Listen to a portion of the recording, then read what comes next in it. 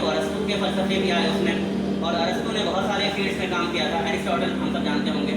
تو اس میں ارسطو نے ایک بات کہی تھی، اور وہ بات یہ تھی کہ عورت کے 28 دانت ہوتے ہیں بس، اور مردوں کے 32 دانت ہوتے ہیں، عورت کے 28 دانت ہوتے ہیں۔ اس نے کہہ کے نکل گیا، دنیا میں چلا رہا ہے ہزاروں سال سے، ارسطو کے مرنے کے بعد بھی چلا رہا ہے۔ کسی کو توفیق نہیں ہوئی، کسی عورت کو یا کسی مرد کو، کہ گن لے دانت عورت کے اور پتہ چل جائے کہ 32 دانت اس کے بھی ہوتے ہیں بیچاری کے۔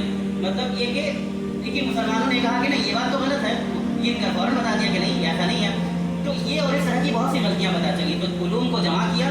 اگر صرف نقالی کرتے تو وہ بھی ریپیٹ کرتے تھے کہ ارسطو نے کہا ہے، ارسطو جیسے مہاپروش نے کہا ہے کہ عورت کے 28 دانت ہوتے ہیں، چلو لکھو اسی کو۔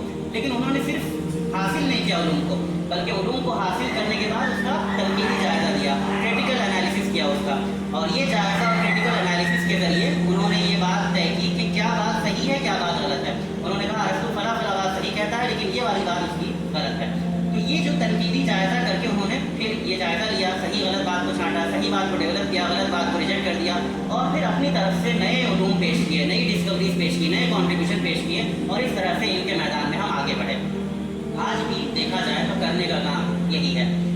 اس بات کو ایک اصطلاح میں کہا گیا ہے اسلامائزیشن آف نالج، کہ آپ دنیا کے علوم کو حاصل کریں مگر اسلامی رخ سے حاصل کریں۔ یہ بات بہت امپورٹنٹ ہے۔